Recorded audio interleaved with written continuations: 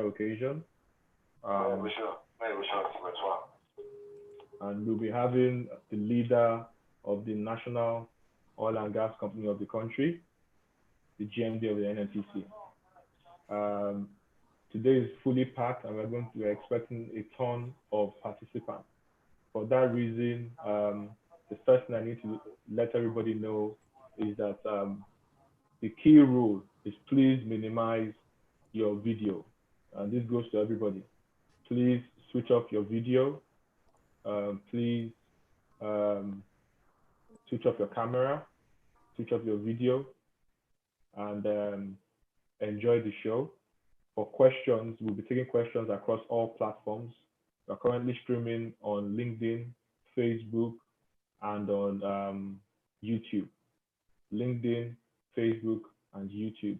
And you can ask questions on all those platforms also. All questions will be received via a chat. Just send a chat your name, your location, and your question. Please make your question as brief as possible. To this end, let me invite my president-elect, Madam Pat Ochobu. You can see her, she's on the screen. She's been anxiously waiting. And I will hand over to her to share our opening remarks immediately. Thank you. Thank you very much, Latif. Good morning, ladies and gentlemen. You are very welcome to the third in the series of NAPE webinars. We started this series in response to the situation we find ourselves with the COVID-19, where most of us have to work from home. And we find that members are a bit disconnected, and there's a lot of questions in the minds of everyone as to how do I move on from here? What's my future going to be like? What's the future of the industry? Things like that. So we are really delighted that we have eminent personalities to come talk to us about the impact of COVID-19 and how it impacts our industry. I really welcome all of you. And I want to also let you know that fine, COVID-19 is real. We are having to stay safe and keep social distancing and every other thing that the NCDC and the people in charge have asked us to do to keep us safe. But please be assured that the conference for this year, the national conference, it's planned and it's going to hold. We have all kinds of contingency planning in place to make sure that we have a very eventful conference. So I would ask that you keep your ears open for further information as to how the conference is going to be. With that, I would like to introduce our guest speaker. He is the GMD, the Group General Manager of the NNPC. His name is Mele Kyari, in case you don't know. He is a sound geologist, a very proud product of University of Maiduguri, and he has over 28 years industry experience, spanning from the Nigerian Geological Survey, even up to NNPC, where he went around the different subsidiaries, IDSL, NAPE, crude oil marketing, before being appointed as the 19th GMD of NNPC on the 8th of July, 2019. He comes with a wealth of experience, hands-on, both as a technocrat, as a management personality, and as somebody who has seen the ramifications of the industry from end to end. So please sit down, tighten your seatbelts, and please take copious notes, because I guarantee you, you will be enriched by attending this webinar. With that, I turn it over to Latif. All right. Thank you, my president-elect. Always good to hear from you. Like you said, watch out. The year, it's not just going to be about webinars. We have a lot of things that we plan to share. Now, for those that have just joined us, I need to go back and share again the rules of engagement before we bring in our special guest. Again, please and please minimize your video, switch off your video, switch off your camera. Everybody's muted. So, and that's the plan.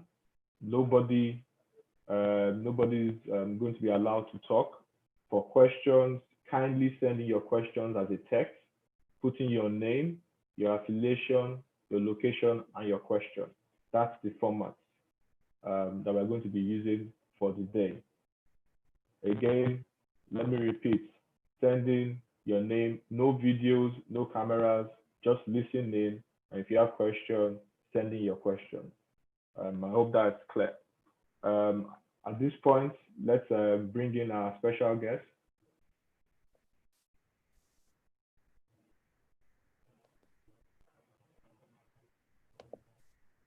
Thank you very much, Abdul Latif, but I can't let the video come off. Am I restricted on bringing the video? Okay, hold on one. Okay. Okay, you're coming up. All right, we see you live and clear, sir. Thank you very much, Abdul Latif. Okay. All right. So again, welcome to today's edition of our series, the June edition. We are really happy to have you as the leader of NNPC, the GMD, the Group Managing Director of NNPC. And for those that don't know, a member of, a fellow of NAPE. And when I met you the first time, you said you're a ranking member of NAPE. You probably share what that means with everybody some other time or during the event. Please, I need to reiterate, please switch off your video, switch off your cameras. For our guest speaker, it is pretty straightforward. We're going to avoid anything political, ethical, or religious. It will be strictly business and technical, and we'll dive in. But before we do that, a couple of fellows of our association have passed away, and we would like to recognize these individuals. So I'll start with Mr. Michael Ikemefuna Odwa, who was a NAPE fellow, Dr. Meikanti Baru, an honorary member of NAPE, Chief Macaulay Ofuri, also a past president of NAPE, a fellow of NAPE, and finally Prince Adedoyin Lipade, who was also a fellow of NAPE. At this point, I will solicit everybody's indulgence where we recognize a minute of silence.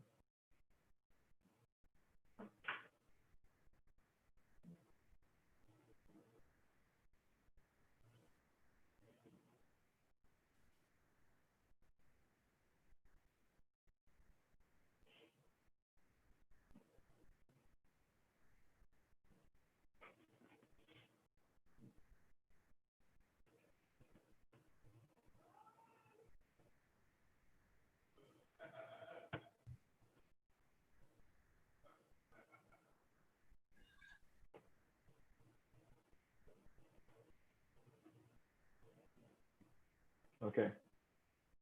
May the gentle soul of the departed rest in perfect peace, and we will continue to honor the experiences we've shared with them. Having said that, the GMD, it's no argument that Nigeria is clearly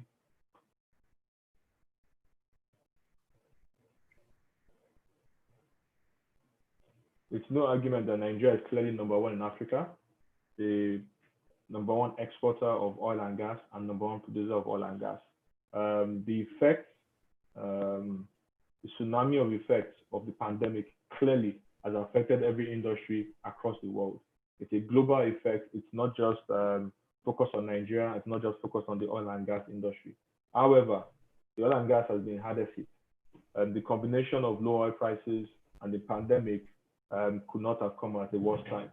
The questions today will be around that, and will also be around conversations around how exactly are we going to be ready to be more competitive, because the oil and gas market is a global industry, it's a global competitive space. The margins are reducing, the competition is increasing. We have the unconventional oils, we have the greener energy sources. So those are where we'll be talking about today. Those are the conversations we'll be having today. Having said that, NNPC is the largest oil and gas company in Africa. There's literally no other company that can actually compete. It covers the entire value chain, all the way from exploration to downstream retail. We will be trying to examine how not just the pandemic, but how we want to position NNPC, the vision for NNPC in the future. And those are the kind of questions we'll be asking. So having said that, I think it's only but natural to ask you, how are we going to survive this pandemic, sir? Thank you very much. And President Pat, you may not be aware, Pat was my boss. She also mentored me as a growing scientist. I'd like to clarify what I meant by ranking member. Probably were very few who are still members that have 29 years of membership of this association. I was a 1991 member of this association, and I think that is long enough. But I'm also aware that there are very, very good senior colleagues out there, some of them within the system who are older than me. So I give them my due respect. And I also appreciate the privilege given to me to speak to this very, very distinguished audience of professionals and other interested parties and stakeholders. Obviously, it is a privilege, there's no doubt about that. And not many people have this opportunity, and I have not lost sight of that. And I'm most profoundly grateful to the Council of NAPE for allowing me to speak to this very august audience. Having said that, I also join the rest of us to commiserate the families of our deceased colleagues and members and very senior colleagues. We can't replace them for their families, but what we can all do is to support them and to stand with them in this trying period, while taking solace in God, the most graceful, for playing their parts in the lives of all of us. So thank you very much, and I join all of us in that respect. Now, thirdly, I know this is very tough times for the whole industry and for the whole world. And to bring this conversation to context, I would like you to allow me to take 10 minutes to share some slides with the audience, then we can come back to the question. This will properly situate the entire conversation in context. If you don't mind, Abdul Latif, I would like to share my screen with the audience. Then I can talk through it briefly, and then we can come back to the question and answer. I will answer your question on where are we on COVID-19 and its impact, and it will come out clear as we speak. So permit me this moment to share my screen with the audience. All right, let's just make that happen.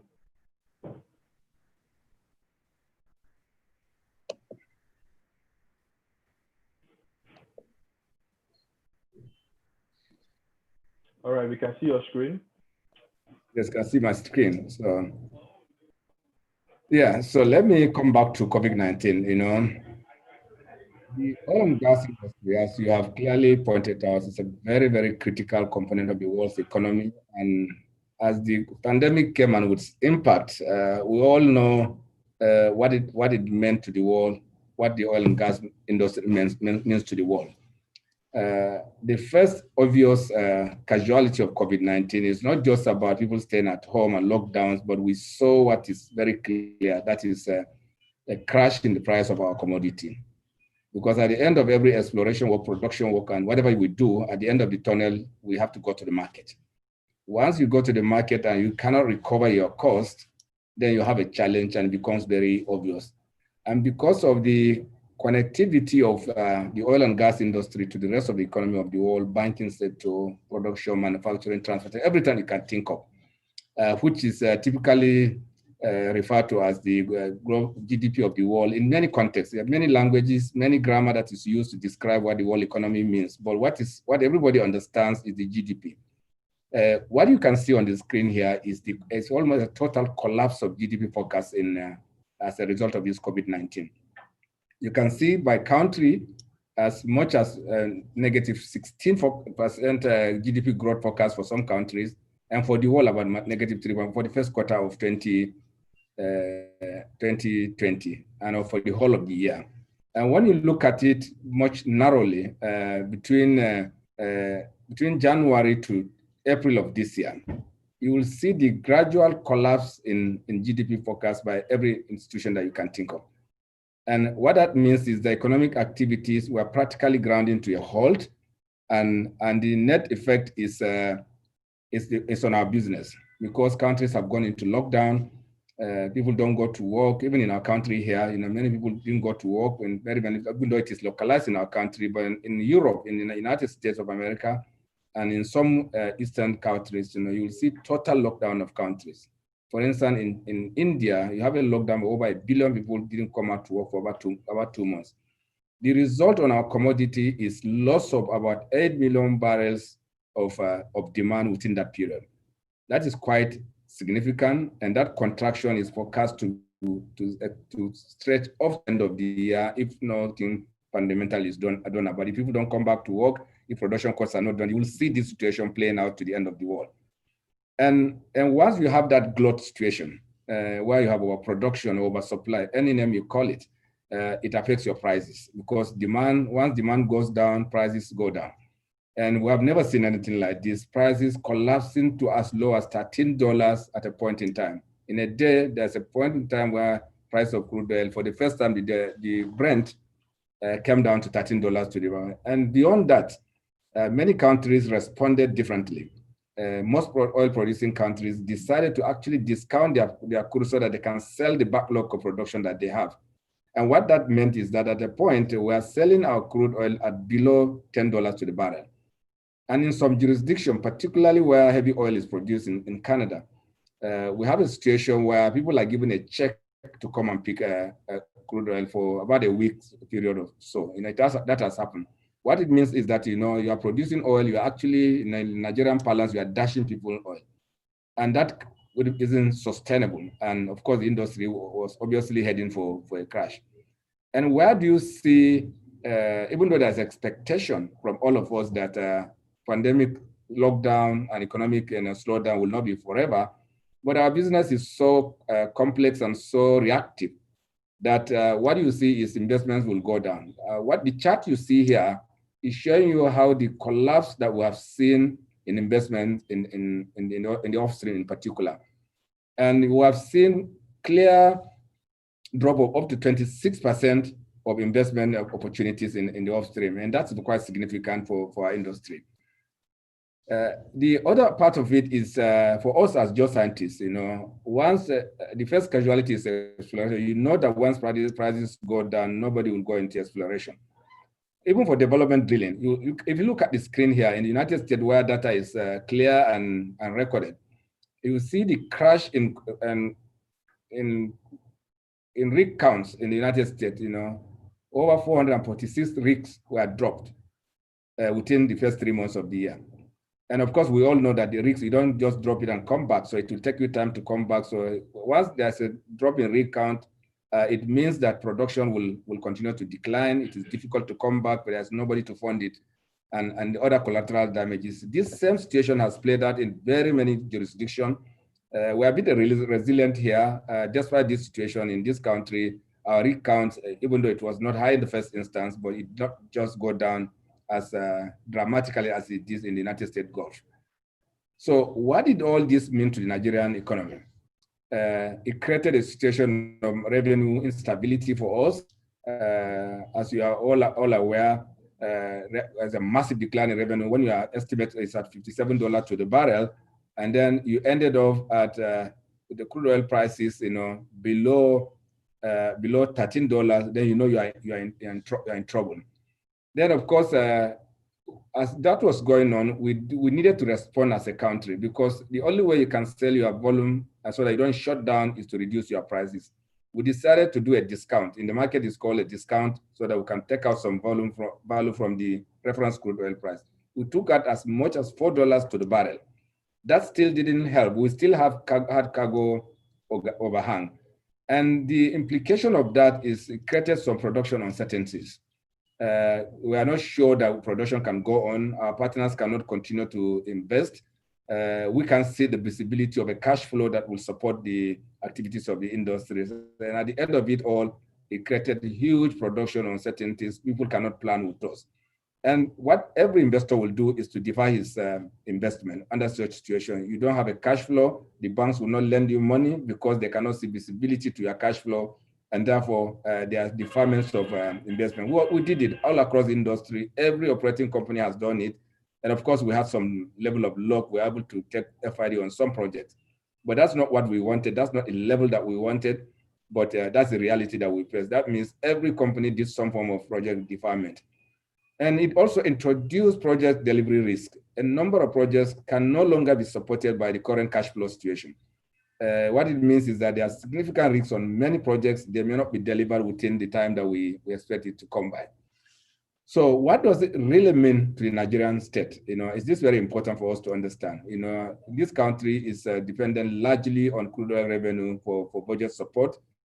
Not because the GDP of this country depends on the oil and gas, but the actual cash flow comes directly from the oil and gas production and revenues, either in forms of taxes or royalties or direct revenues that come from NNPC, or even incidental revenues that are attached to oil production and oil revenue. As you may be aware, as we speak, most government revenues come from VAT. That is very true. But you will also discover that as long as oil and gas activities go down, VAT collection will become very low because capacity for people to buy, the industry that buys services that are subjected to VAT and naturally from the oil and gas industry. And the end result is that you will see an overall collapse in revenues that come to the Federation. At the beginning of the year, for the purpose of 2020 budget, we forecast $57 at the average price for good reason, because that was what was actually under forecast at that time. We were selling at 63 to 64, and we thought that 57 will run through the year, and the budget level was at 57. But at the end of all, when the realities came on us, we don't think that we can achieve any price, higher than probably average of 40 for the whole of the year, 30 to 40. So we decided to have a budget of 30, and that didn't work out because as the engagements were going on to agree on a budget number, the prices still collapsed to below 13. So we thought that the reasonable place to stay is at 27. But we know that changes are going on in the market. Price today at 41, 42. There's a hope and expectation that with all the rebalancing that is going on, it is possible that we can hit the $42, $45 before the end of the year to flat out for the whole year at 42 to 45, which will also compensate for the low prices during the months of March and April. So the impact is monumental, and it triggered a number of issues. We lost revenue. We're also able to run into budget deficits, which is very obvious. Both companies and countries run into budget deficits across the globe, in particular in our country. There's a slow growth in our projects, development projects. And also there are a number of project slippages that are obvious that we can all see. And of course, the mother of them all for the industry is job losses. As we're aware, many companies have around job costs of the excess of 30 to 40%. We in NNPC won't do that. We'll do something different. We'll cut our costs so that we can continue to maintain our workforce. But it was in some situations and for some companies not sustainable. Many companies today are in very high cost level. Most of these costs are coming from personnel costs, huge personnel costs on parallel in the industry. And when you compare our cost of manpower in this country compared to other jurisdictions, that we know we have one of the highest in the upstream, in relative terms. So it is impossible to sustain this structure and continue to pay. The current cash flow cannot sustain it. So we'll not be surprised when companies consider possibility of cutting down either numbers or cutting down the cost itself. We did have a plan, and of course you have to react to this situation. We did an industry-wide intervention, which is to say, what do we do with our costs? Because you need to bring down your costs substantially. Our realization is that there are areas that can be utilized to bring down costs. A number of cost elements that we deal with today shouldn't be there in the first instance. COVID-19 has come with its own good part. We have now realized that how many people that we can do without, how many services that we don't have to live with. And the end result is that, we can work on our cost structure so that we can bring down our costs and then sustain production. We need to also put measures in place to ensure cost discipline across businesses. We're engaging our partners across all assets from the production sharing contract to the joint venture plan contract. The reality is that today's cost levels are unrealistic. Some assets produce in the excess of $40 to the barrel. It is impossible to sustain this. We are not in a shale oil environment. There are a number of environmental issues which we recognize, and which we are dealing with. There are security issues, there are laxity of active action of management and leaders. There are also even, let me call it bluntly what it is, even fraudulent practices that happens in the industry. The result is that you have costs that is not possible to sustain, And therefore, we must reset this cost structure, and which is what we are doing, and which is what COVID-19 has thrown at us. And our target is to come to cost structure of at least $10 to the barrel. It shouldn't exceed that, because it is possible to deliver at $10 to the barrel. There are assets today that deliver crude oil at $10 to the barrel. Crude barrel of oil equivalent, that's including the gas resources. So this is possible. And what COVID-19 has thrown at us is that we can do this, and our target is to arrive that number by the end of 2021. It is possible. We will chase this, we'll pursue this until the logical end. Of course, that requires the cooperation of all of us in NAPE. It's our members that are front line. We start the exploration work and including to development. We know that many of these things that happen in the industry, cost structure that is unrealistic, is clearly related to the activities of our members. Then we must optimize revenue. This is what we're going to do. We are going to have aggressive execution of projects aimed at conserving cash, because we are going to focus on projects that will give us more money, cheaper costs, and it will give us more resources. And this is unavoidable in a situation like this. We do not hope that this situation is sustained for too long. But at any time, even when crude oil prices goes to 123, for instance, the best case that we had in the past was 143 to the barrel. Even at that point, you don't want to produce beyond cost. You don't want to produce at cost that is huge. It is impossible to sustain this. And of course, companies will diversify portfolio, as we are doing in NNPC. You have to look at other businesses that will cushion the effect of a future cash crash in crude oil prices. Every company I am aware, and other companies doing this, and the forward plan for our country is to continue to diversify so that we can use the oil production and the gas resources as an enabler source of resource. And we are going to do things very, very differently. Issues associated with operational inefficiency across our businesses, both within the NNPC itself as a company and with our partners. We have engaged them. And these partners, all of us have recognized that there are inherent inefficiencies that we can do away with. And of course, the technology adoption, there are a lot of lip service around technology adoption, but in reality, most companies have not taken it to the highest level that is possible. This is what we are going to do. We are working with our partners, we're working within our own company to make sure that technology becomes the in thing, so that it will introduce efficiency. We can do things on schedule and on cost, and ultimately our cost of production will come down, and then the value to the shareholder can be maximized. Let me share this with you. What you can see on the screen here is the cover. We pull out the name of the operating companies, but every bar you see here represent in groups represent an oil producing company in this country. You can see some of our partners producing at $93 to the barrel. It is impossible. What it simply means that you are subsidizing this business. Others are paying for it. And there are assets that are producing as low as $9 to the barrel.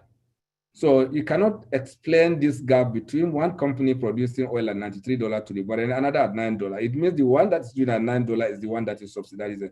This is true both in case of our joint venture and production sharing contract, and it's unacceptable. This cannot continue. We cannot accept this, and the industry must work together completely to bring this down. And there are a number of things we are doing today to pull this down to a number that is acceptable. And our target, I repeat, our target is to bring it down to $10 to the barrel for everybody. If you can't do this, you walk away, because we cannot, this is not business of subsidy. Upstream is never subsidized anywhere in the world. It's either you make money or you walk away. And typically, countries or companies shut down assets that don't produce, that are sub-economical. And so for so many of them, they have lived this way. They have continued to rely on the production and the revenue generated by others. And this, of course, is completely unacceptable. And coming to the developments in the industry, the future is in gas. For every country, particularly Nigeria, that we're a gas province. We're not an oil province. We have over 200 billion TCF of gas resources available in this country. We have not utilized any component of it, as a fragment of it that we have put into use. But no country has developed without having power. And the picture you are seeing here, to your right, if that's the right of your screen, is South Korea.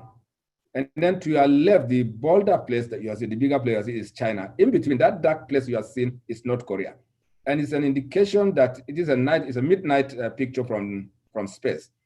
The only dot you are seeing there is Seoul, Pyongyang, North Korea. Otherwise, you don't see any part of North Korea. And this is clearly reflective of level of development, and power is a very good indicator of development. And what we have to do as a country is to make sure that we're able to put all necessary structure and infrastructure to bring up power into our country. And to do this, the easiest resource that you have is the gas resources that we have, and we're focused on this. You may be aware that today we have 23 gas power plants with installed capacity of 9,000 megawatts, about 10,000 megawatts. Today we have available generation capacity of about 5,352.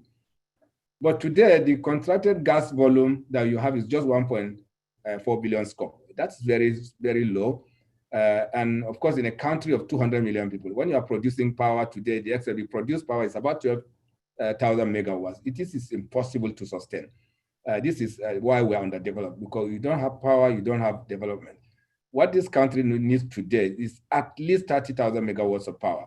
The plan today in government is to drive it to 25,000 megawatts within the next 2 years. That is possible, that is realistic, and we're focused on making sure that we make the gas available, we invest on the power plants so that we can add more power plants to the grid. And then, of course, as you may all be aware, in the media, you hear all kinds of stories about the cement projects. The cement project is unavoidable. We simply don't have a choice. We do have to make sure that the power that is generated gets to the end users.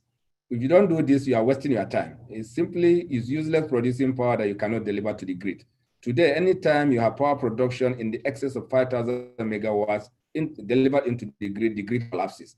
So you are able to debottleneck this grid, which is what the Siemens project is trying to do, to make sure that transmission lines are upgraded, the distribution lines are upgraded, so that this power, once created, it can get to the end user. And this is what is happening. We're supporting this fully. We're making sure that we deliver all our transnational pipeline from the ELF expansion to the OB3 crossover into the ELF, so that we can expand our domestic ability to deliver power, including the transnational AKK pipeline, so that at the end of the day, within the next 2 to 3 years, we know that it is possible to have up to 8,000 BCF of gas, 8 BCF of gas, put into our grid. That will transform into monumental shift in the realities of our country. It will enable power to industry, power to homes, and also to provide basis for some gas-based industries to come in place quickly. And we are very optimistic this will work. We have gotten financing for most of them. There are significant interest by stakeholders to make sure that we can deliver on the rest of them. Ultimately, for us as professionals, it is important that we focus on gas. Gas resources is everything. We now start looking for gas. As you are aware, nobody goes to explore for gas in this country. Most of our gas are incidental. Most of them are associated gas, but in reality, when we are doing exploration work, we do not go to explore for gas. Probably in the future, as developments come by, we may probably start going to that direction. Ladies and gentlemen, I would like to thank you. I think I've stopped, as I said, I'll speak for 10 minutes, but it's more than 10 minutes. So let me stop here. Then maybe the questions can bring up some of the issues. But fundamentally, this is possible. This COVID-19 is a blessing in disguise in very many ways. The only thing we have lost, I've repeated it in many audiences, the only thing we have lost is price, and price is coming back. Thank you very much. Abdulaziz. Wow, okay. I think you had an idea of the kind of questions to come, and you tried to address them beforehand, but there's still a lot to ask. And I like the title of one of your slides. It said battle line. And it seems that there are multiple battle lines that the NNPC and the country needs to address. So one of the things you mentioned is the industry-wide intervention. Can you shed more light on the industry-wide intervention? Because I believe anything, whether it's a palliative directly or indirectly, currently everybody's looking for any opportunity to save costs, to essentially reduce the impact and the consequences of the very low oil price and the pandemic. Can you shed more light on the intervention, sir? Yes, thank you very much. What I meant is it's a process. We started before COVID-19 came. when we took charge, we all along that our cost of production is very high, and that cost of production is unacceptable. It's as a result of a number of issues, structural inefficiencies that exist in our system and in our processes. There are also issues around environmental consideration. Environmental, what I mean is that the area where we operate today, every contractor will factor in risks for doing business here, whether in terms of providing human resources or materials or asset, whatever you think of. Every cost that you have here has a premium that is related to our environment. Those premiums are very exaggerated. It is not true. It's not reflective. And suppliers and contractors and companies have taken advantage of it to hype up costs in this country. And that's the reality. And that's one of the things that we're also facing. And then thirdly, there are planning issues. We have become a transactional industry. People are only bothered about putting contracts in place or who does this and all kinds of things that happen without worrying about what's the end value of this.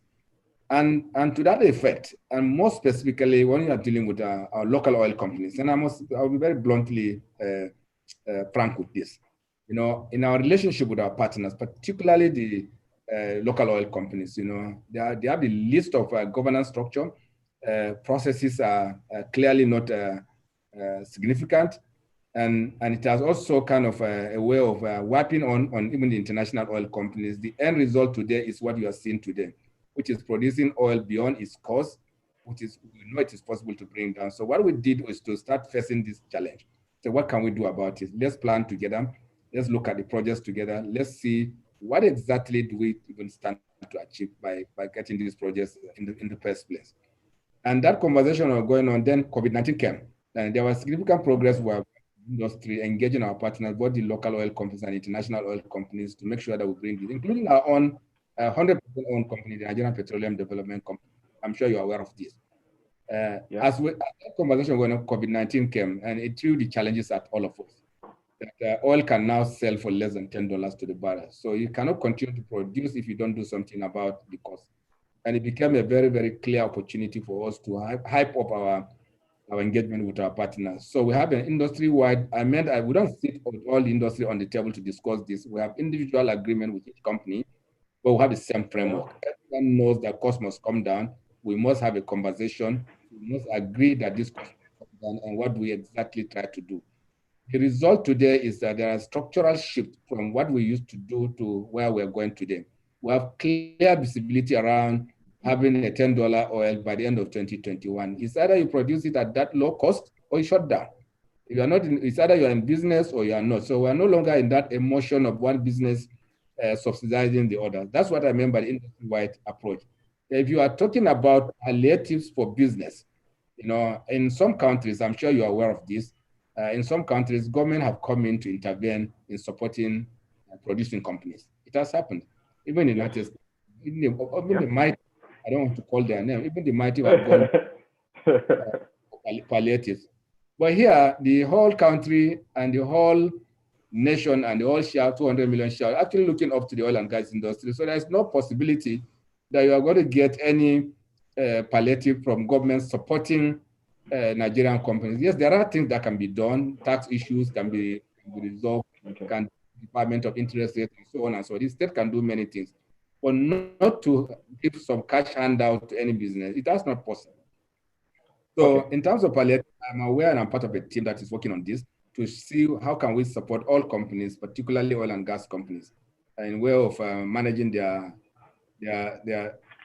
relationship with their banks, how the CBN can intervene, and how we can come in to see their tax issues, and so that ultimately we keep them running. But we're not in the business of subsidizing because we just don't have the resources to subsidize this. So business must also look backward and see how they can cut their costs and also deliver ultimately. But also the third element of palliative, which I need to speak to quickly, is the issue of palliative to support the country. The industry has done great. We're able to pull ourselves together, both the upstream, the midstream, and the downstream, to bring combined support of 21 billion naira. And not what you see in the media. We're not doing 21 billion naira in Katsina. That's not true. The total package 21 billion naira of support from the entire industry to support the COVID-19 intervention that we are doing. We are building hospitals, we are providing ambulances, we are providing medical facilities to all states of the Federation, particularly focused on the Niger Delta state, because that's where our business is. We're a business, we are not an NGO. We are doing it to make sure that the whole country feels our impact, but we're very focused on our area of business. And that is why most of the intervention we are doing today are focused centric to the Niger Delta. And we're proud doing this. Is really not a favor. We are doing it because this is the right thing to do. And the end result is that in the coming years, we are going to put permanent facilities that would outlive COVID-19, and that would be of use to every one of us. So that's really what I meant by palliative. So 3 segments. I hope they are clear. All right. So first things first, I will be jumping in because there's so much to cover, and you're a very busy man. At the right time, you will signal you have to go. So you have talked about intervention, and by being explicit, you've actually said this came way before COVID-19. Now, there is no way we can afford monetary type palliatives. We can't even afford it. So we're not talking about that type of palliative. We're talking about physical and regulatory type of slacks that would essentially reduce the pressures that are going on right now. I do understand what you mean by ensuring that we need to ensure that the cost per barrel, OPEX, is competitive, not just internally, but globally. But right now, there are peculiar issues in country. So for instance, mobility is significantly hampered due to the pandemic. Right now, especially the upstream, different companies are coming up with significant, convoluted and complex medical type screening, which invariably put another layer on their cost. So I'm very happy you said you're looking into CBN and the Ministry of Finance, but what specifically are you looking at? What type is it deferment of certain payments or levies or taxes? And yes, we all understand Nigeria depends on the oil and gas industry, but at the same time, if the oil and gas industry does not survive this, then our dependence essentially, we're all intertwined. So specifically, what palliatives are you thinking about? Maybe not necessarily firmed up, but what exactly are you thinking about as an intervention for this specific issue, the global pandemic? Yes, I understand your concern. I will not be able to speak about the specifics because it's still work in progress. There are conversations. Okay. But what is very obvious is this government is aware of the situation that the oil and gas is facing today. There are businesses that are clearly challenged. There are support that are obviously required, and there are conversations going on to make sure that how can we help these companies to survive. I will stop at that. I don't want to go into the specific, but what I know also is that the companies have to also play their part, which is by making sure you do what is only necessary. You know that there are a number of extreme things that we do in this industry which are not required, which COVID-19 has helped us to recognize and identify. So the companies will have to work on that while we look at the fiscal interventions that you are referring to. But I know and I'm aware, I can confirm this, that there are ongoing conversations to bring some support to oil producing companies so that businesses can survive. Okay, so that works. I don't think I can say more than that. No, that's fine. That's fine. So now, what you can talk about, as we speak, you have multiple business relationships with different players. There are over 160 oil and black concession licenses in the country. You currently operate in over 70 of them, if not 80. And the relationship you have with your different partners vary. The joint venture, the PSCs, the PSAs. Currently, there are drastic cuts in funding. And you mentioned it a couple of times. Some projects will be deferred. Some outrightly, the value proposition that was modeled before this period will be eroded. But it seems like these budget cuts seem to be making significant inroads into actually completely eroding the value and making things go negative. How best do you actually plan to review these budget cuts because everybody is crying. And remember, it's not just about your partners, there are direct implications. So when you cut these budgets, project staff, then you are essentially tweaking baseline production. Already we have curtailment, which effectively is affecting revenue. But the ripple effect is that service companies literally don't have jobs. And then comes in what you said earlier on, people are fired. Employment, the tsunami, which was the word I used earlier on, of impact on employment and labor, we are yet to see the full implication.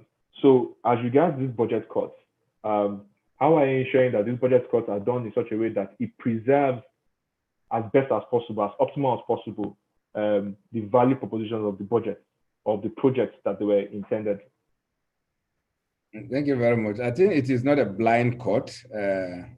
First of all, let me start from the production. I think you need to appreciate why you have to cut your production. It's needless for you to produce oil below cost and send it to the market. So the production number can be very high today. You can have, can produce, actually we have visibility to producing 3 million barrels per day, within 2021. It's clearly within visibility. Because we have a recent number. During the pandemic, in one day, there's a day we hit 2.4 million barrels per day without doing much of intervention work. We're still investigating why that happened. But if you can hit 2.4 million barrels per day without doing much work, then of course, with knowing all the projects that are lined up between now and 2021, we know that hitting 3 million barrels per day is very realistic and realizable. But you don't want to produce 3 million barrels and just, let me use Nigerian balance, and dash it to people. You're not in business to do that.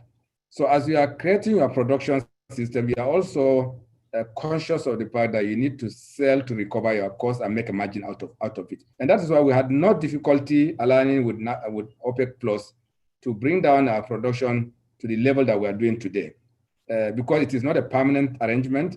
It is temporary. It doesn't distort our current plans. And we know that we'll exit this sometime by end of 2021 as projects progress.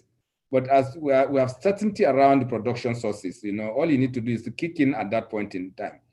So that addresses the production part of it. Now, when you come to budget cuts, when you don't have money, you don't have money. So there's nothing you can do to do things differently. When you don't have money, what do? You borrow. It's either if you need money to fund your project. It's either from your cash flow or you borrow. There are no other way of doing it. Or get somebody to put equity, still borrowing. So if nobody is there to lend money to you, and then the production you are doing is not converted to, because you are now selling it like water in the market. So you simply can't afford it. Nobody will lend you money. You don't have the cash flow to support it. So you have no choice than to cut your project. And your project you have cut your budget. When you cut your budget, it affects your projects, obviously. As you are doing this, you don't do it blindly, you look long-term. Look at the projects that give you the best money today, you sustain them. The ones that some of them are very exotic, I'm sure you're aware of the Latif, some of these projects are quite exotic, you park them. And the overall result is that you're going to have a cost cut that will bring you to a level that you can afford with the resources that you have. Let me share this with very many of our partners. When we ask contractors, look, take a haircut of 20%, 30% from this contract cost, otherwise I walk away. Very many of them accepted it. Not because we have a choice, but because our conviction today is that because the projects were in the first place inflated. All those factors that I've mentioned where costs are dumped into this project, risks that don't exist are put into this project, and sometimes other elements that I can't even explain on this platform, result in companies accepting to, you go to tender here, it's the same kind of contractor you are dealing with. You know this. If you don't know, I'm telling you, you have this kind of contractors you are dealing with. When you go to major EPC contracts, contractors do sit down and agree who does the next project. And the end result is that you are left with the kind of cost structure that we have. And what we have learned from this pandemic's approach is that these costs are not realistic. They can be brought down if we work together as a team so that this industry, so if you don't do this, you cannot avoid the job losses and job cuts. You cannot avoid shutdown of certain businesses. And the only way we can do this is to manage our costs, manage the resources that are available to us. And by doing this, you cannot do this until you look at your budget. and you are doing this smartly so that you don't take up projects that shouldn't go up. I don't know if this explains your concerns. No, it does, but there's something you mentioned, and I think that might actually put everything in context. What is the vision right now? What's the vision for the Nigerian oil and gas industry? Because by understanding the vision, then we'll be able to understand the directive or the direction, and understand how all the stakeholders can plug into that vision. Because a target of 3 billion barrels or raising reserves to 40 billion, that is not necessarily a target. That's not necessarily a vision. That's a target, but not a vision. So what is the current vision, sir? Yeah, the current vision. Let me go to the bottom line. This is business. This industry is business. It's not NGO. So we're looking forward to a $10 per barrel industry. Simple. And you need to do so many things to arrive at that. You have to be more efficient. You have to be more cost conscious. You have to plan better. You must be more realistic. You must be more prudent, and there must be the appropriate leadership to drive this. So our vision is to see a $10 per barrel industry, and it is very possible. Once you have that $10 per barrel industry, arriving at the 3 million barrels per day or increasing reserve, they all become easy. And I agree with you, they are not vision, they are actually targets, they are commercial numbers. But they are very realistic. But ultimate thing for this industry is at what cost do you produce, because that's what takes you to the market. That's what gives you your margin. That's what enables you to pay your taxes and royalty, and that's what matters to the state.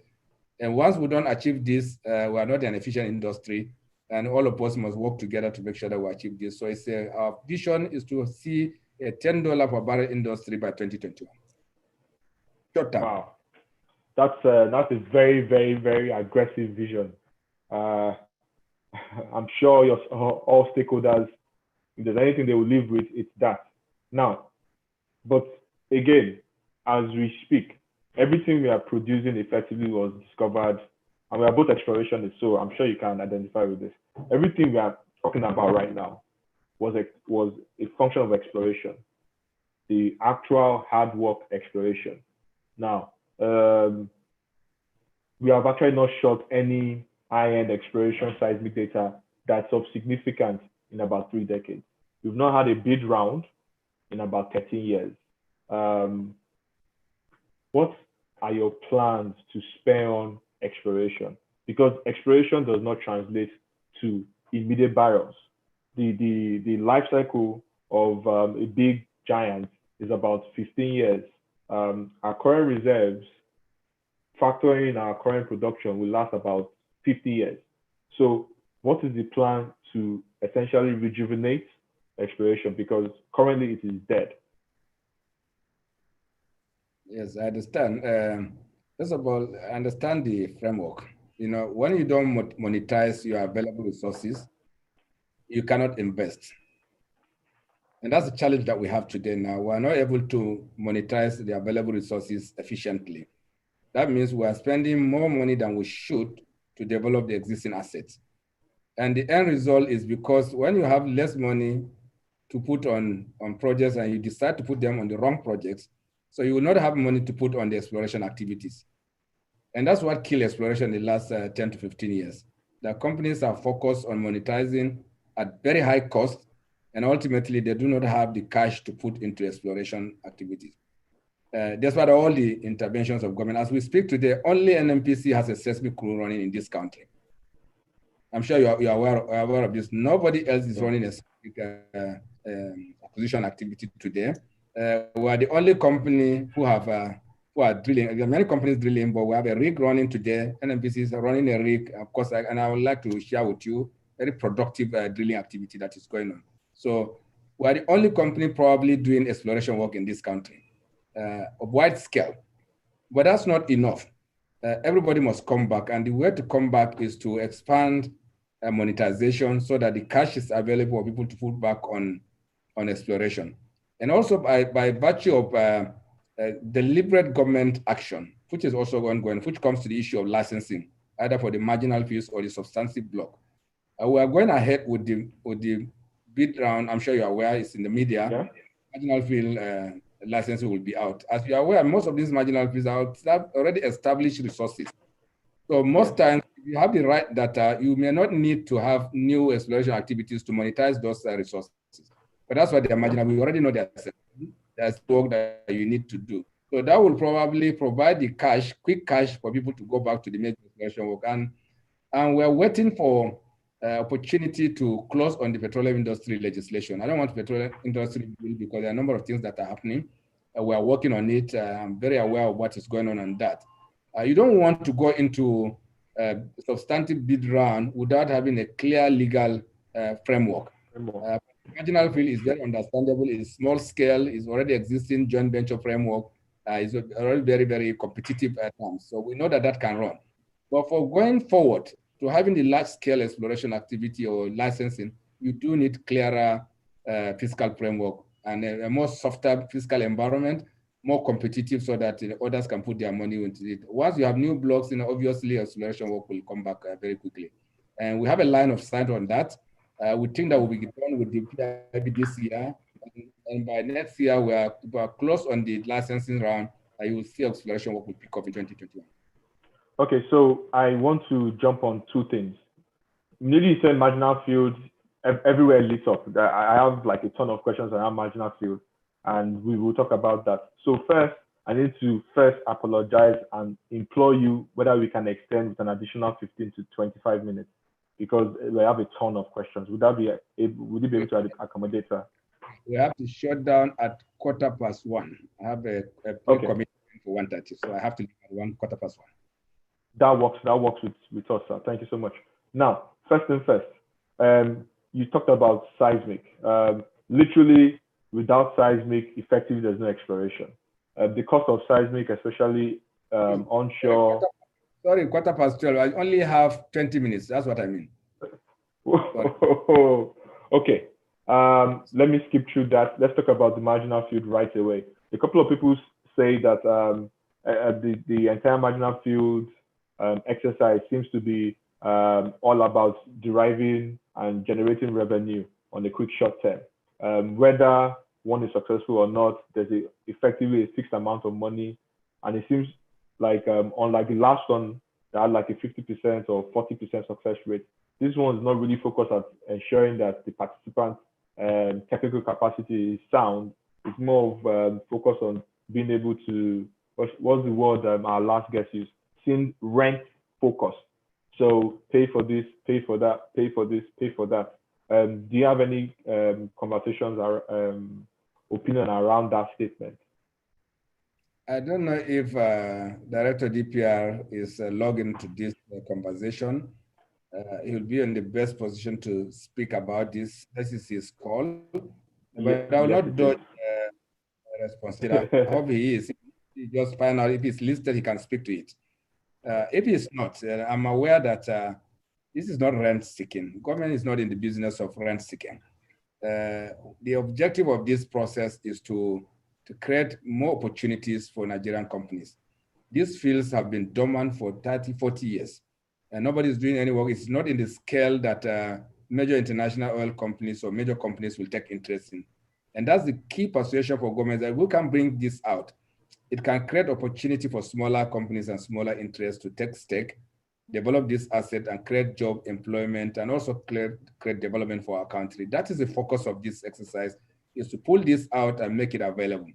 And in the process of doing this, you obviously must have a framework. There must be a governance. In every country, once you do a bid round, there must be a process. There must be a license fee. There must be data that you will evaluate. You have to pay for those. It happens everywhere in the world, and that's clearly not the objective. I'm very convinced. If Elijah always listening, Engineer always listening to me, and I'm sure he will confirm this. As an insider, I know that the objective is not to gather money for government, but to empower small players so that we can monetize these assets. Okay, because of the time I know you don't have, I'll be running through the questions. So I have a question from Edith Leonard. So the questions will be random. We'll be jumping from one topic to the other. He's talking about the graduate recruitment process, and that he jumped into that and he has not heard back from the exercise. What's the status of that graduate recruitment process? We have recruited 1,050 young, smart Nigerians that were already onboarding them. We're very proud that we're doing it online. We're training them, we're teaching them, we're putting them into our system.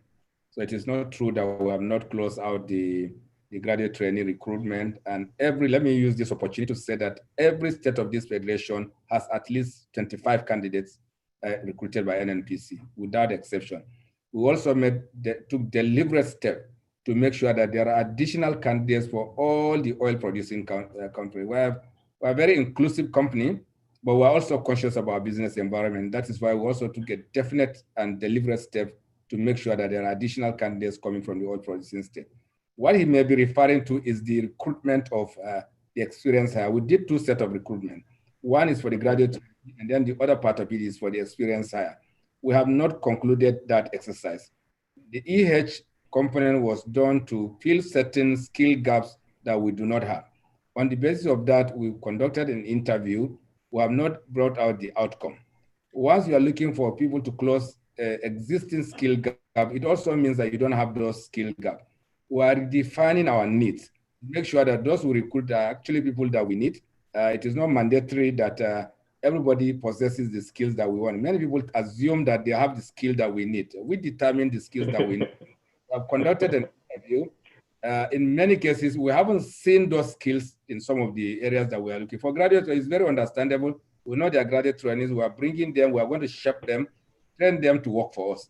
But when you are picking experience hire of that magnitude, of that scale, they have to fit into your needs. They have to provide the skill. You don't want to bring in someone and start training him here.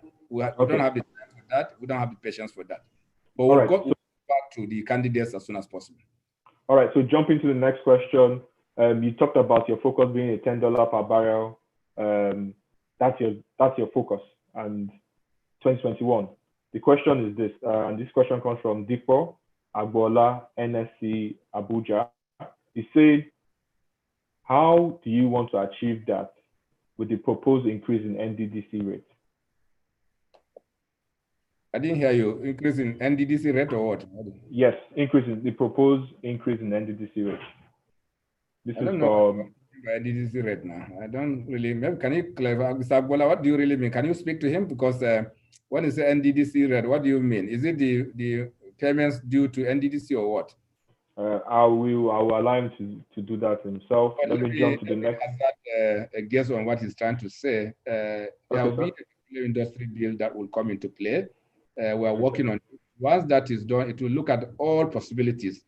So making sure that companies are not taxed inappropriately, payments are not delayed, investments are optimized such a way that there's a basis for investment which will guarantee that even when you produce at $10 per hour, you still make.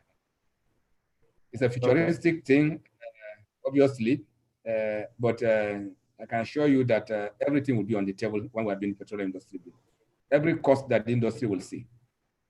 Okay, so in the last, I'd say, more than a decade, all efforts to essentially rejuvenate the refineries have not been successful.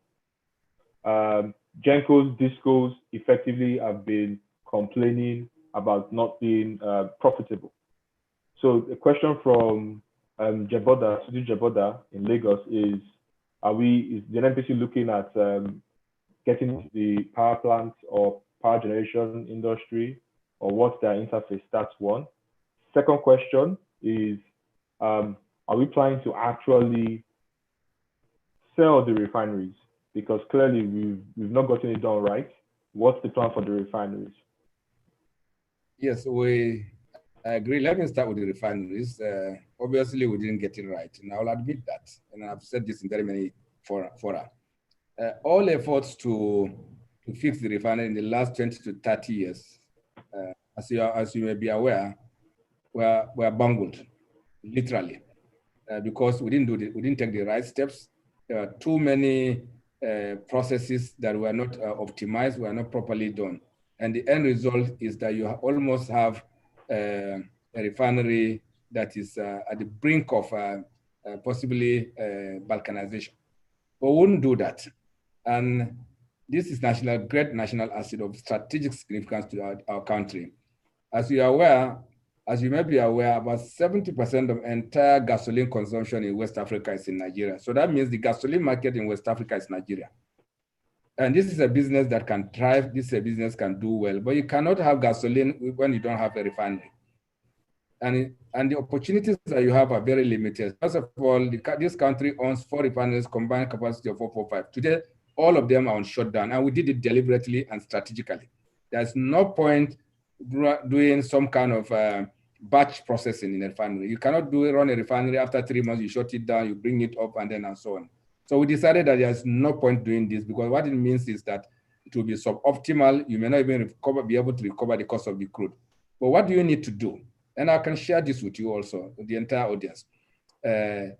We didn't do the refinery rehab activities right over time in the last 25 years. We call it all names, turnaround, maintenance, whatever name you call it, but it wasn't done right. And why didn't we do it right? Because the whole strategy was not correct. You go to fix your refinery without knowing exactly what you want to do. So what we decided to do is, like, what exactly is wrong with this refinery? Is it just enough to call somebody and ask him, well, come do a turnaround maintenance for me? That's what we have been doing. So we have changed that concept. We know what, for instance, today, we know what exactly is wrong with Port Harcourt refinery. We have the financing for Port Harcourt refinery. We are putting in place an O&M structure. So even when we complete the maintenance of rehab of this refinery, we will not operate it ourselves. We'll give it an O&M contractor, which is best practice in the industry. And not only that, we're also going to make sure that, ultimately we advise the owners of this company run the NLNG model. We don't want to own this refinery. There must be private partnership, private intervention into this process. As we are doing this, as we speak today, we have a second level of strategy which will take away leadership from us. And we are happy to release this, is that we are going to have a sponsorship or financing of this refinery from the private sector. We will do it on a BOT basis, both for our refinery and for our pipeline network, such a way that whoever puts his money, you repair it, you do an O&M, you operate, you take back your money and leave it for us. That way, okay, you're sure that even without losing ownership of this plant, you are sure of value, you are sure that it will be run efficiently, you are sure that interferences will be very, very minimal, and ultimately you will have a refinery that is so. That's our strategy. But beyond this, we're also looking at new opportunities. Today, we have enormous condensate opportunities. We have making commitment from very many partners to make sure that we have some condensate splitter plants put in place as quickly as is possible. That is easy. We're approaching FID on one of them. We have a target of 200,000 barrels per day in the short term, so that ultimately you have 200,000 barrels capacity condensate plant in 5 locations, which will be delivered. And lastly, we'll support Dangote to deliver the 650. The combination of these 3 will make sure that this country is completely energy sufficient in terms of petroleum product, will become the market for West Africa. And actually, we foresee a backflow of product into even Europe. So this is what is happening. And for Gencos, I'm sure that we have no business with the Gencos, with the discos, but we have business with the generating companies. And when we give them gas, they must pay us for the gas. And today they have constraints why they cannot pay for the gas, which is that, the discos are not able to recover costs from the customers. As you know that, I don't know if you pay full fare for your gas, for your power, but many people don't pay full power, so they cannot recover the cost. So it has a backward integration risk, which to the gas supplier. And then once the gas supplier doesn't get his money, he will not invest in gas. And then you have that confusion that is going on. But we're taking that out one after the other. The Siemens intervention will free the network, will make sure that the power is available to everybody that needs it. And then, of course, electronic recovery, of course, will come in, and ultimately that process will play out. So this is how we play in the So I want to dive into that quickly. The infrastructure to evacuate gas is not ubiquitous. Essentially, most of it is concentrated on the West. Are there any plans to essentially liberalize the ability for people to invest into just infrastructure rather than just it being a completely government pushed or activity? Secondly, you've talked about the PIB. Where is the PIB? As the executive submitted it back to the legislature, where exactly are we in that process? Is this something you can share with us as the PIB? And then finally, to again, back to the $10 per barrel, the contracting process effectively has been protracted on average. What plans are you doing to make it more efficient, to ensure it's shorter, to ensure that it's competitive globally?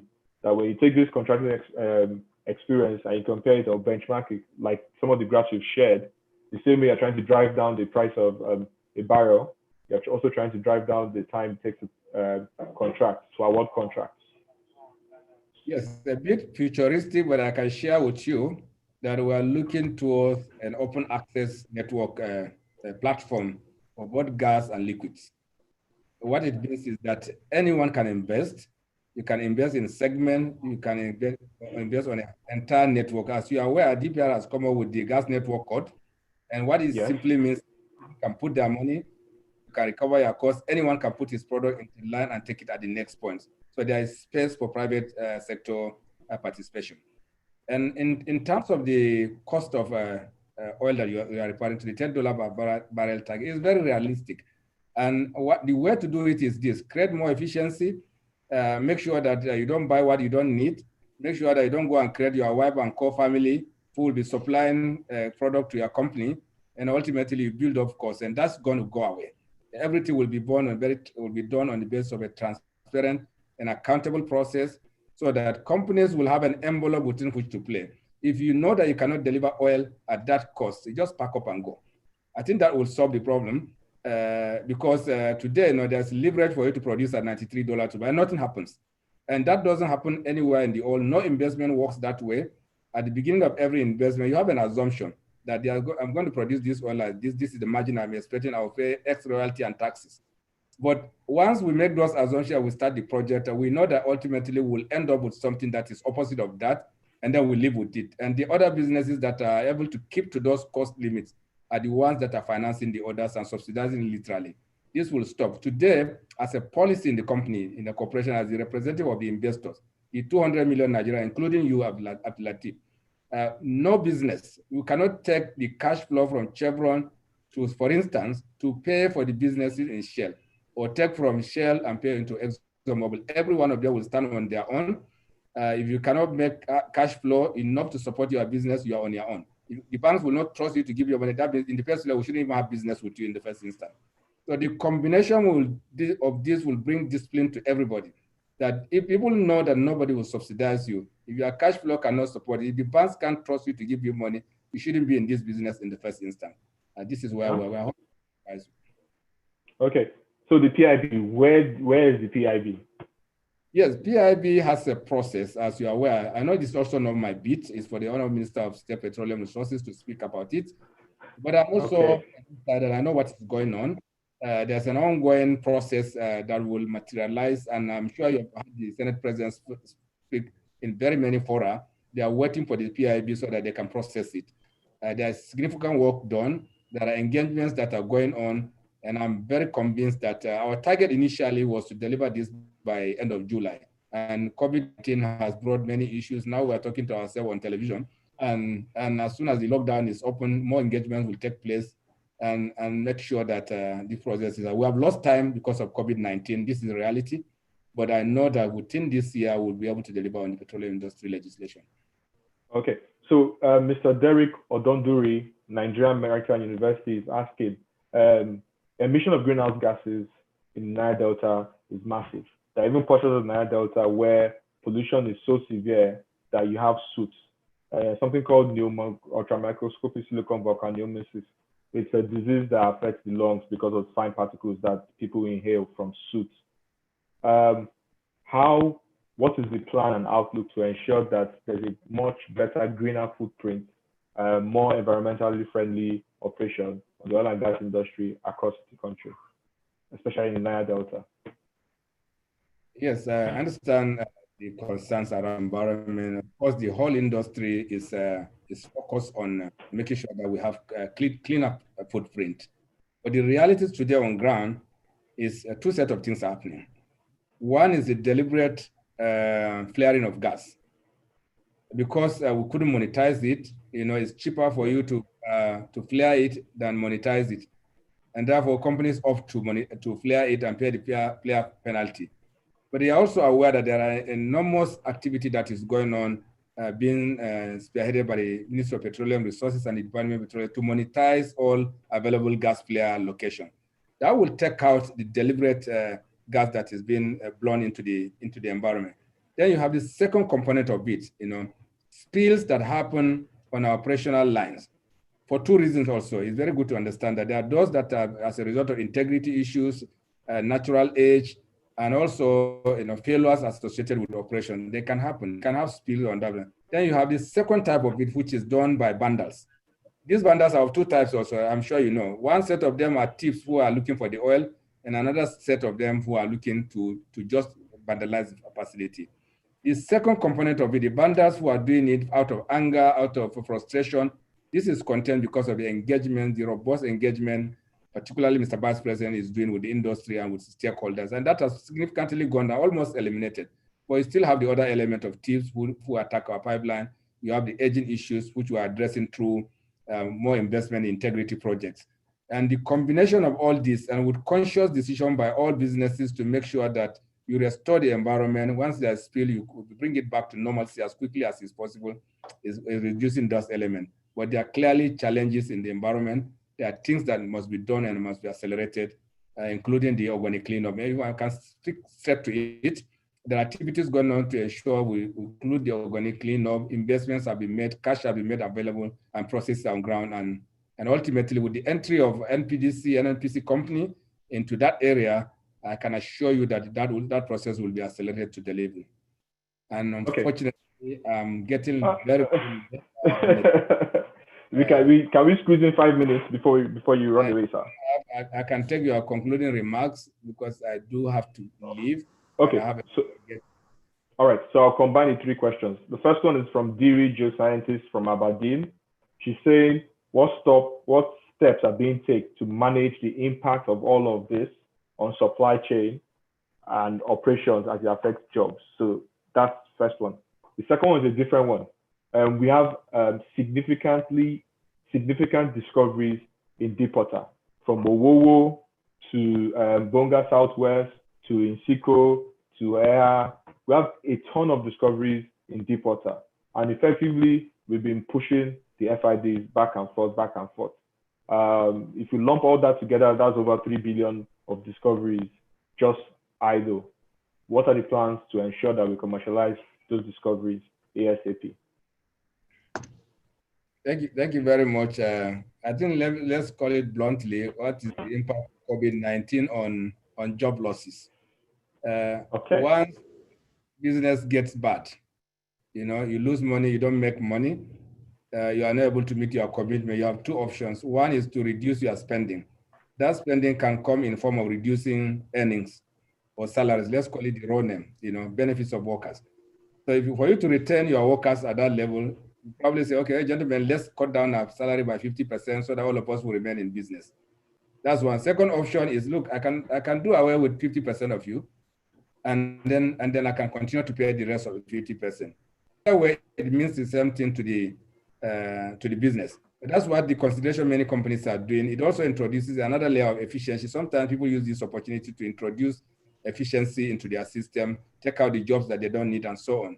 This is happening. So as long as your revenue flow is weak and you are not able to access financing, it is impossible to detach it from job losses. What you can do is to pull down your costs outside the personnel costs, such that once that goes down, you are able to maintain at your current revenue level, you are able to deliver value, and then you can also retain jobs. This is just the reality in the whole world. It's happening everywhere, but we are kind of shielded here because our economy has not responded to that extreme extent as other jurisdictions have. And that you can call it luck. You can also call it because we are clearly an informal economy. Maybe that explains it. Then secondly, to deep water asset monetization.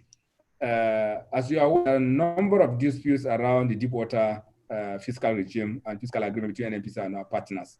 We have resolved most of them. We have gotten alignment through very fruitful and strategic engagement with our partners to take away many of these disputes, and that will bring back the partners into the point of investment. I can confirm to you that in two of the assets that she has mentioned, I don't want to call the names, we're actually very close to deliver a point where we can sign up agreements and take an FID in some of them. So we are resolving the issues, and above all, once we're able to put the PIB, or let's not call it PIB, petroleum legislation in place as quickly as is possible, to take out some of the gray areas that is stopping investors from putting their money here. And and ultimately it will bring back the deep water into production. No company will go and put three, 4 wells in the deep water, $30, $40 million, and just walk away. Nobody will do this. And we know the reason that this is not happening. One is the fiscal environment, the disputes that we have, which we have resolved most of them. And once we sort out the fiscal issues, then the other thing is the Koro issue that is there, which is not allowing banks to lend money to people. But this will go away, Koro will go away. And I'm sure that you are seeing every country is coming back to work. New Zealand has announced that it's zero Koro, so many others very soon back to business. So this conversation you are talking about, does that include deep water gas? Because currently there's really nothing governing deep water gas. Gas is simply because you don't have the gas, deep water fiscal terms. That's what I meant. Once you're able to put off and understanding an agreement, you have the legislation to support it, then you're in business. That's what I mean. So Abdulaziz, I have to stop. And I would like to thank all of you for listening to me, for all your time, and for the privilege given to me to speak to this distinguished audience. And I continue to be grateful to Council for making me a fellow of the Nigerian Association of Petroleum Explorations. Thank you very much, Abdulaziz. I have to sign off for another engagement. No problem. It's our pleasure to have you, and do have a fruitful day. Have a great day, sir. Thank you very much. I appreciate it. Thank you so much. All right. Okay. All right. Good afternoon, everybody. That was the Group Managing Director of the NNPC, Mele Kyari, a fellow of NAPE. We'll be calling on our president, the president of NAPE, Mr. Alex Taka, to share his closing remarks.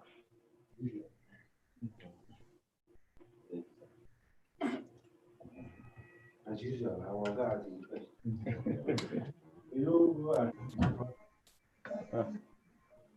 All right. Hello? Okay, we can hear you. Okay.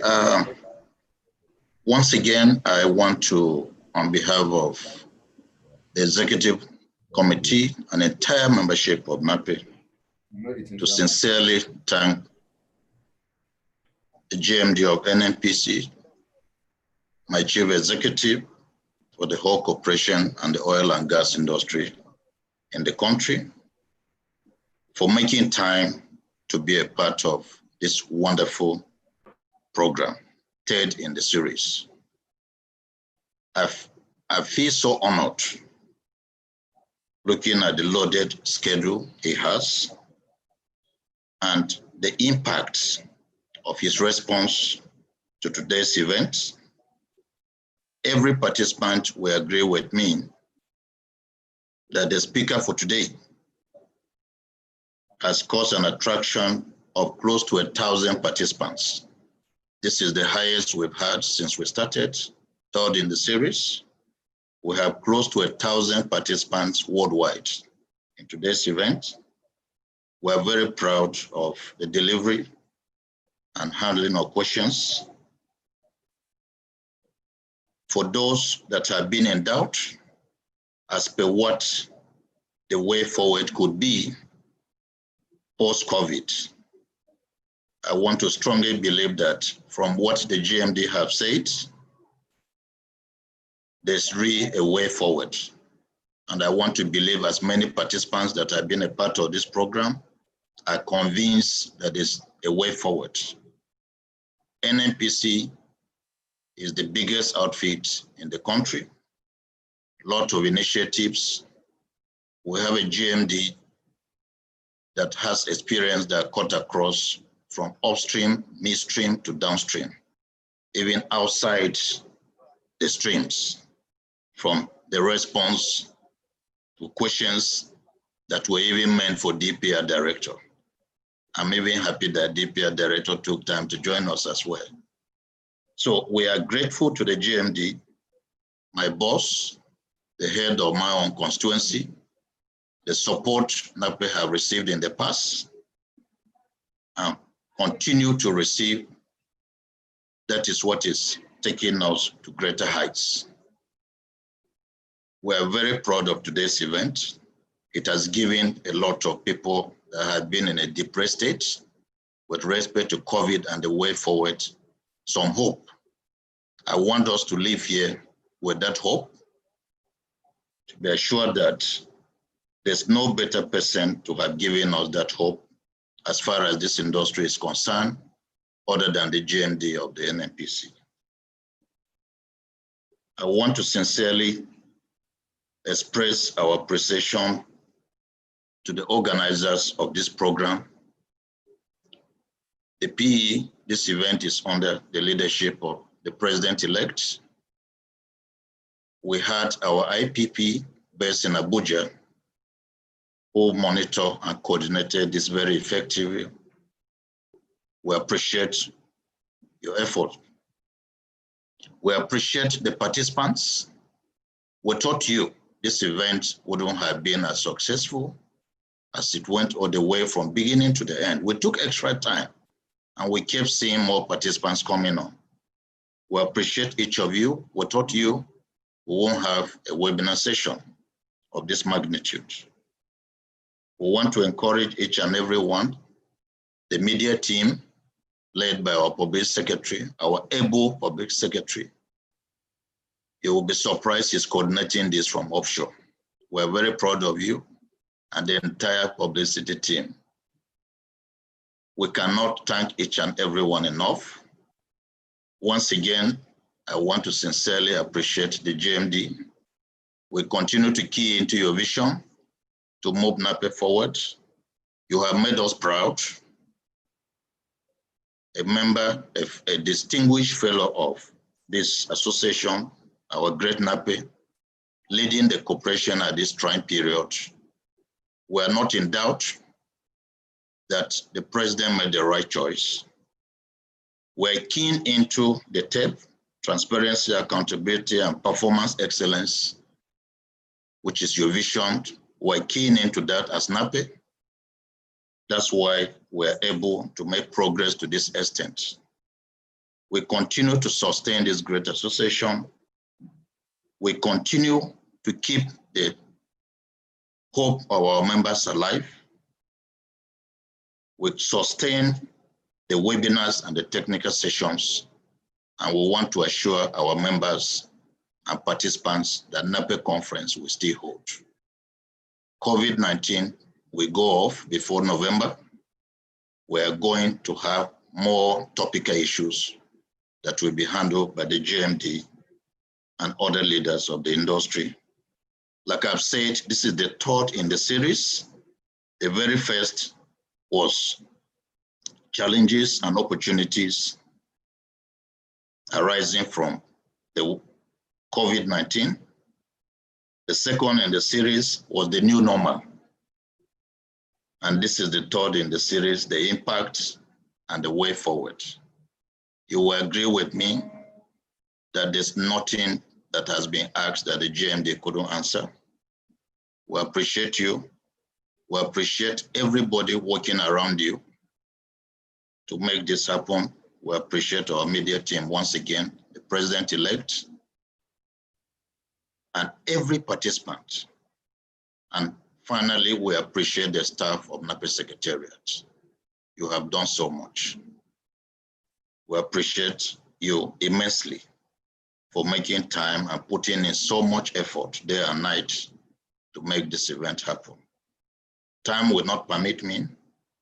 I appreciate the speaker, all participants, and all that have worked behind the scene to make the event of today a success. Thank you once again. God bless. Thank you, Mr. President. Before we switch off, please, we're going to have a technical business meeting in a week's time. It will also be on Zoom and all NAPE online platforms. Again, next week, 17th of June, we will be having a technical business meeting. And again, I will try to bring and share the best of technology and technical competence across the industry. For images, videos, and media from this event, please go to NAPE Nigeria on all our platforms, from Twitter to Instagram to YouTube. Like the President said, do have a very good day, and thank you for joining us.